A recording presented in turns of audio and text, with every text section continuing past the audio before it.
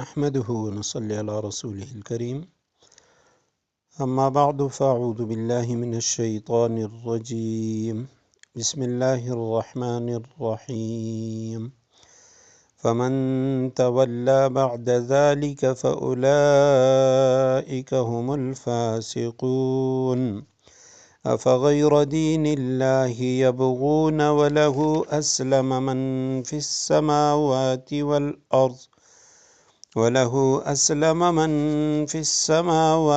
والأرض طوعا وكرها وإليه يرجعون صدق الله العظيم اللهم صل على محمد النبي الأمي وعلى آله وأصحابه وبارك وسلم۔ سورہ آل عمران آیت کریمہ کا نمبر 82 اور 83 ہے۔ آیت کریمہ کا ترجمہ یہ ہے، فمن تولا بعد ذالک، اس کے بعد بھی جو لوگ ہدایت سے منہ موڑیں گے، فاولئک هم الفاسقون، تو ایسے لوگ نافرمان ہوں گے۔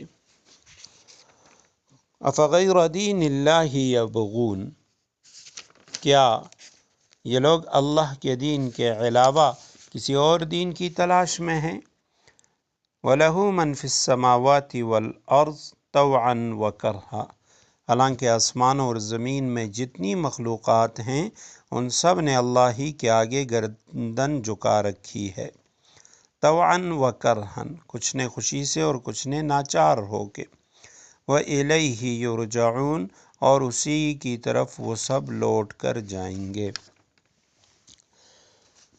پہلی آیت کریمہ میں فرمایا فَمَن تَوَلَّى بَعْدَ ذَلِكَ، یعنی پھر بھی جو شخص اس کے بعد بھی آیت نمبر 81 کے اندر جو نبی کریم صلی اللہ علیہ وسلم کے بارے میں اللہ سبحانہ وتعالیٰ کا جو عہد و پیمان تھا کہ تمام انبیاء کرام سے بھی اللہ سبحانہ وتعالیٰ نے یہ عہد و میثاق لیا، لَمَا آتَيْتُكُم مِّن کتاب و حکمت ثم جاءکم رسول، کہ اگر تمہاری زندگی میں رسول اللہ صلی اللہ علیہ وسلم آ جائیں تو تم نے ان پر ایمان بھی لانے اور ان کی مدد بھی کرنی ہے۔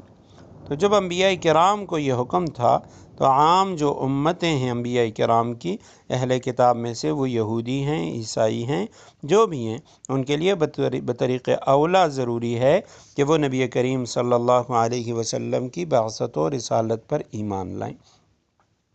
فمن تولا، تولا کے معنی ہوتے ہیں منہ موڑنا، پس جس نے منہ موڑا، بعد ذالک، اس کے بعد، یعنی اتنی باتیں ہو چکنے کے بعد بھی، فاولئک هم الفاسقون، تو ایسے لوگ نافرمان ہیں۔ فاسق کہا جاتا ہے اللہ کی اطاعت سے نکل جانا، اللہ سبحانہ وتعالیٰ کی نافرمانی کرنا۔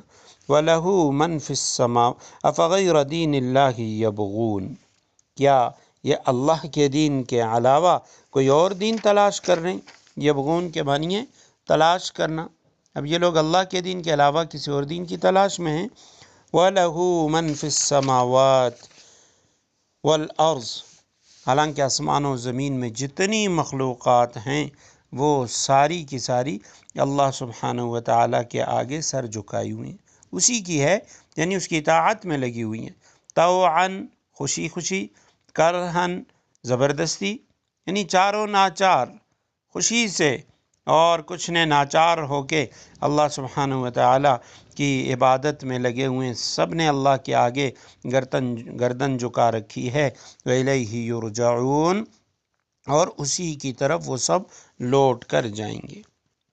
تو یہ جو آخری آیات ہیں ان میں اللہ سبحانہ وتعالیٰ نے فرمایا کہ